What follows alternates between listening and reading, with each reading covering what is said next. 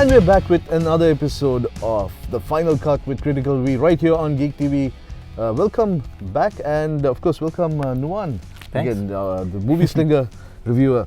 And we were talking in the previous episode of how the MCU has been so successful, the impact it has had on the cinematic landscape. Also, we're both wearing the same t-shirts we wore last time. Oh, yeah, we are. Wow. Ooh, maybe time travel back to the... Probably. So, in this particular episode, what we'd like to look at is how the Marvel Universe is going to move forward with Phase 4, and also all the other various shows. Because now, in the previous episode, we talked about the impact that the MCU has had on not just the cinematic landscape, but also on TV shows and various other media. And now that we've seen an inkling of in the various panels they had at SDCC, the San Diego Comic Con this year. We've heard so many announcements. We've also seen a lot of shows come and go. I mean, I'm properly depressed because Krypton was such a wonderful show, and season 2 ended on such a lovely. Had a climatic I was actually thinking of starting to watch that. Yeah. And I was asking people, hey, should I watch this? And then like the next day I found out it was cancelled. I mean, sci-fi have been doing this over and over again. It annoys me, man, because that was a show I didn't really have big expectations for, to be honest. But when they started it dragged, but it built up so well, and then you finally saw Doomsday, man. I saw pictures of Doomsday. I was like, that was the point where I thought, okay, I should start watching this. I mean, just if you skip the entire show and just watch the bits of him, it is perfect. But anyways, I digress. Getting back to what you're talking about, basically the future, the Phase 4 of the MCU, which now has been announced as 4 movies or 5 movies and 5 TV shows. So we have, of course, we're starting off with Black Widow, and this is her right after Civil War, because obviously her helping Captain America put her in, put her against General Ross and everybody else. So this is her trying to rediscover her roots and so on and so forth. There have been now various people talking about various enemies that she may face. Taskmaster being, right? He's rumored right now, I think. Apparently there are also 2 other Black Widows that we may see in this. That means people who trained alongside her. Yes, at that would be really cool. Yeah, so this will explore that. And there's even another rumor of Clint Barton turning up again. Yeah, Hawkeye. That'll be cool. Being there. Anyways, and beyond that we have Doctor Strange to into the madness of the multiverse. Multiverse of madness. And now this is what I'm really interested in. Like I was talking to you about when we were discussing this before the show. I feel that term, the madness, might be just something they used to throw us off. And they may actually be doing something else. Doing something regarding the multiverse. I mean, it's not completely false thing. However, they are bringing Scarlet Witch into this. And apparently it's going to go off from the ending of the Scarlet Witch and Vision TV show. WandaVision. Right. And what I heard was that in WandaVision they're going to explain how Scarlet Witch gets the name, why she's called Scarlet Witch. So that might be interesting. So they do say that this will be one of the most scary. They're going for a horror type of. Listen, but it's the MCU, PG-13. I'm kind of. I don't expect it to be like as scary as something like The Conjuring. I'm guessing it'll have some, some elements of horror, but maybe not that scary. But again, the term multiverse, that's what really hooked me, and I'm really. I mean, it's just leaving me with questions. Is this where they may introduce the Fantastic Four and the X-Men? Could be. I mean, it is possible. But I had another idea. Now, recently they announced that Mahershala Ali is going to be Blade. Yes. Now, they haven't announced a movie yet.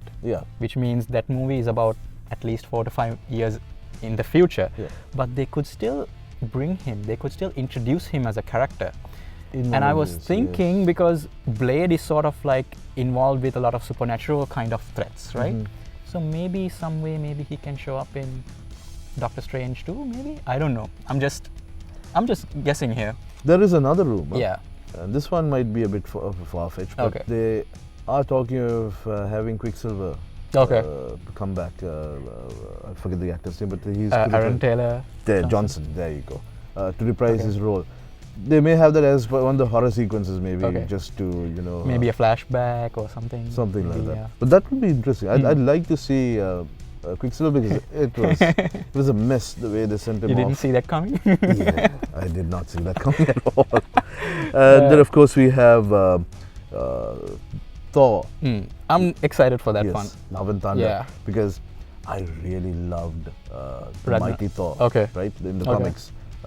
Jane Foster in the role that she played in that. It was because see, there's always that level of when you feel uncomfortable. Some people, especially guys, will feel uncomfortable with why male characters suddenly being Now, see, there are certain things where I have issue with diversity if they take something established and then instead of transitioning into a change, they go ahead like no, this character is black instead of white, or the white character is black. Like, a big issue I had with about that was with Ghost in a Shell.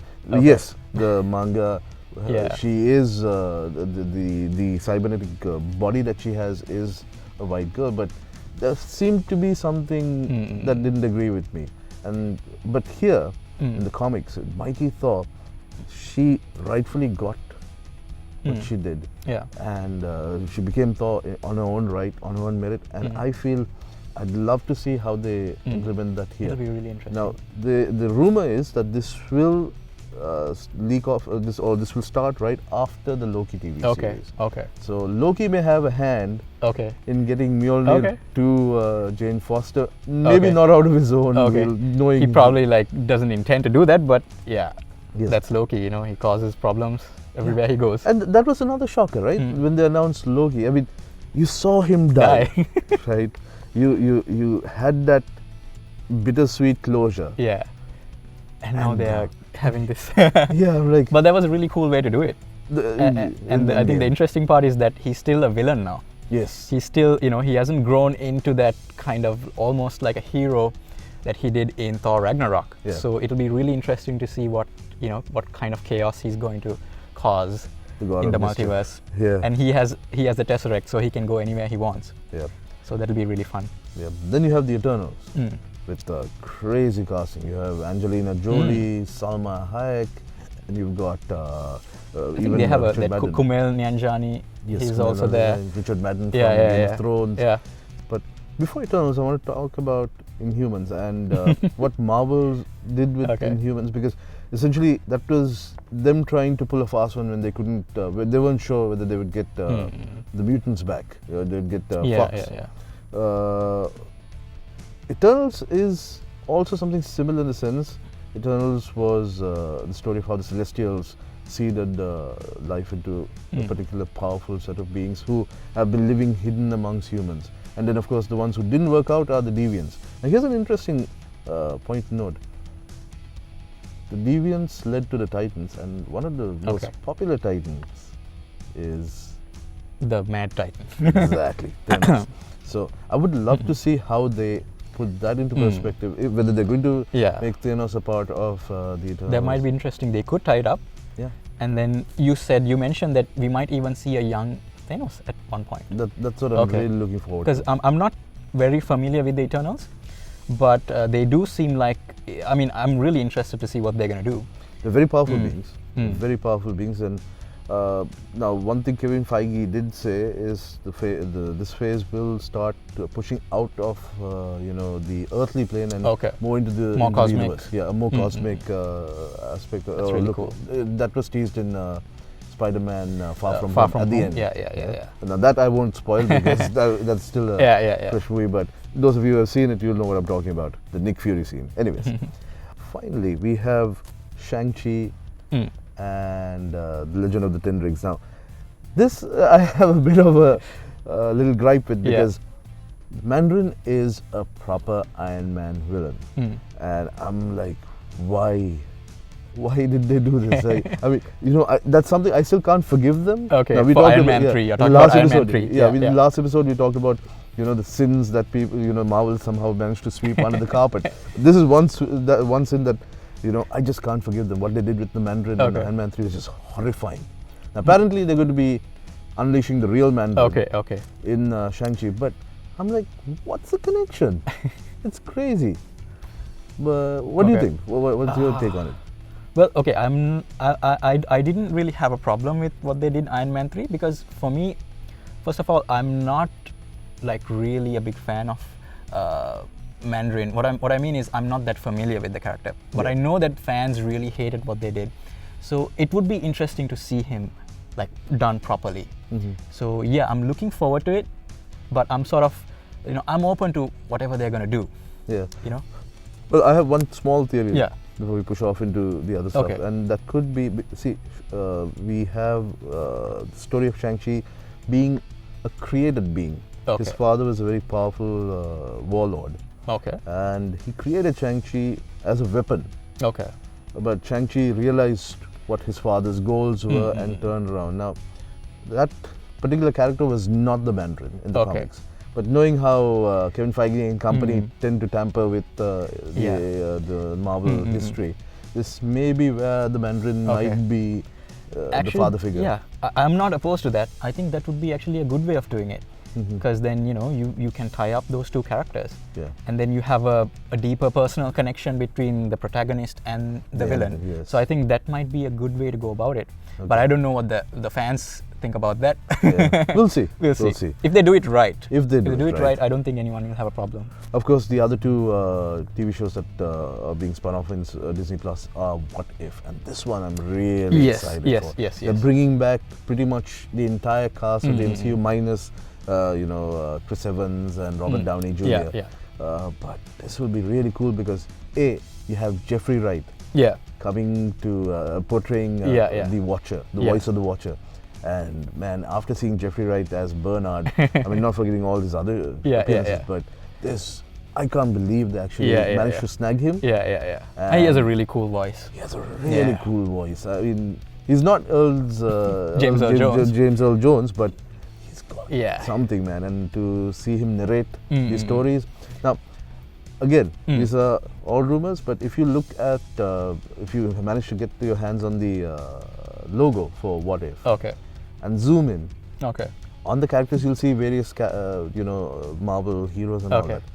On the eye, you'll notice Marvel zombies. And this is something I want to see if they really explore, because what they've said is this will be different takes on what could be, alternate. So these are sort of like Elseworld kind of stories that are not tied to the continuity of the MCU. Not directly. They are like happening in the spin-offs. multiverse. Spin-offs and what could have been. Yeah, now that's really cool because that will kind of free up the filmmakers to do whatever they want. They will no longer be tied to be consistent with the MCU. And I think that's why they made it an animated series so that they don't have to worry about massive the budgets and so on and so forth. Like, whatever crazy ideas they have, let's just draw them and put them out there. Just go crazy, Like people trust the brand now. You can afford to take a few risks and do something different. And that would be really cool to see. And then finally we have Hawkeye, which I'm very happy because this may actually be an adaptation of Matt Fraction's take on Hawkeye, because when they announced the show, the logo is exactly the same. And it is where he basically trains Kate Bishop, his protege, and then hands over the reins to her. So this will be something interesting. It will be to nice, look forward. Kind of a passing of the torch kind of thing. That'll be really cool. And actually, Hawkeye is one of my favorites. I don't know. He's not. I know he's not the favorite for a lot of people, but I really like that character. Hey, guy has no superpowers, and he still, holds his own. And he was one of the best characters in Age of Ultron. Exactly. Because he's the only one who doesn't get mind controlled by Scarlet Witch. Which is quite ironic since he's the first one to get mind control in the Avengers. I'm glad they didn't do that to him again. Yeah, that would have been crazy. So we also have the Arrowverse series that's coming out, and that's going to be mixed feelings. You and I probably don't watch it. We haven't watched it for a while. I remember I watched about 2 seasons of Arrow, and I watched the first episode of season 3, and I gave up after that. Well, I managed to, pull through a little Stick bit with more. it, okay. Yeah, stick with it for a while, but yeah, I gave up as well Okay. a lot further down the line. But I am looking forward to Crisis on Infinite Earths. Okay, the Not big for anything crossover else. event. Exactly, because they are bringing back so many characters from the DC movies and TV shows. For instance, you've got Brandon Routh reprising his Superman role. Of course, it will be a different Superman. Okay. This is apparently him being Kingdom Come Superman. We don't know how that is going to play out. We have, of course, Kevin Conroy coming as an older Batman. I want to see. That would be really cool. Yeah, because he always. I mean, he was always the voice. Yes. Now But he's actually see him as Batman is going to be. It's going to be interesting. Yeah. And then you even have Burt Ward, who was the Robin in the original Batman series from the 60s. From the 60s. Yeah, so I'm wondering how they're going to put him in because he's quite old. Yeah. And Kevin Conroy and Burt Ward, the old Batman and Robin, that'll be hilarious. But I want to see what they pull off with that. And also Tom Welling. There's a rumor, right? There's a rumor, but it's a toss-up. Nobody knows anything, and nobody's confirming. But you know what? If they bring back Tom Welling, I might just watch that episode. Because I am actually a big fan of Smallville. You know, I watched it growing up. I know it's probably very cheesy and kind of dumb now, but you know, we grew up with it, so it might be fun to see him. Yes. Then we have the DC streaming service, which was doing quite well until recently when Warner Brothers started putting their fingers into things. But Doom Patrol, really good show. Okay. Titans, very dark.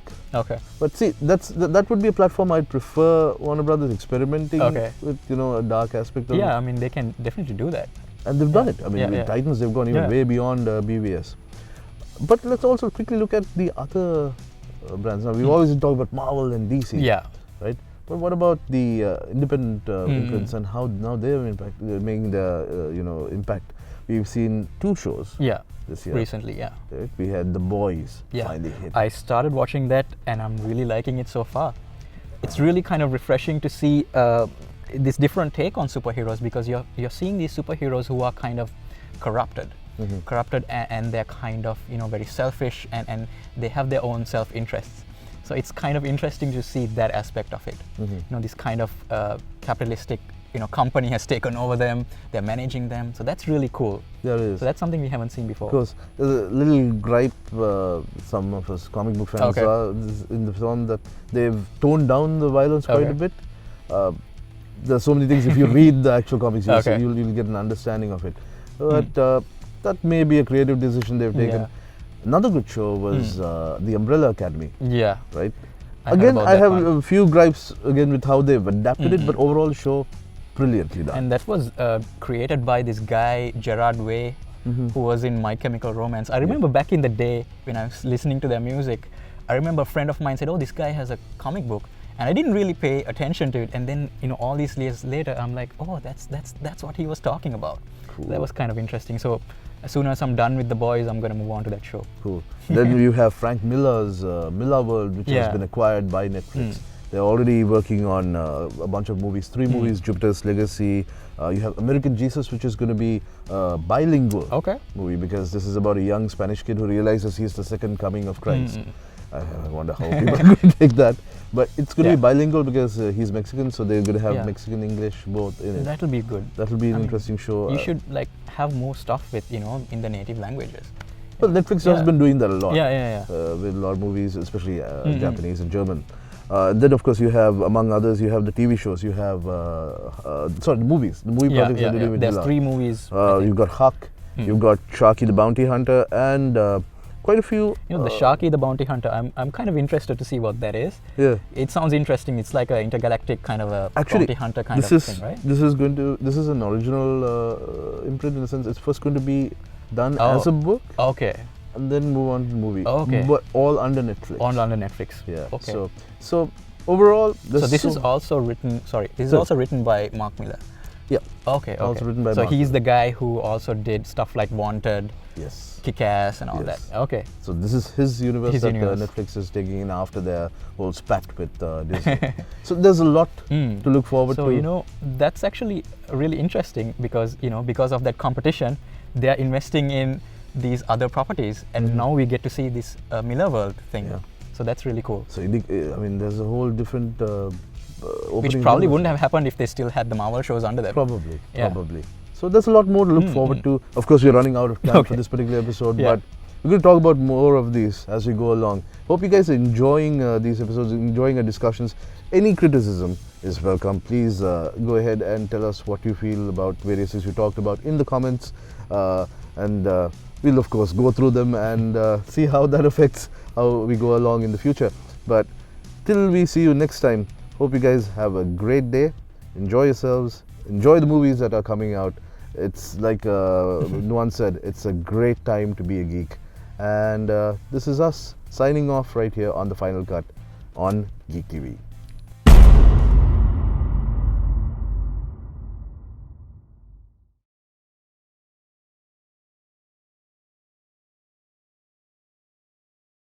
Due to security concerns, tickets will be limited this year. Sign up to get notified when they go on sale. Once they are sold out, that's it. Visit www.lankacomiccon.lk/get-notified.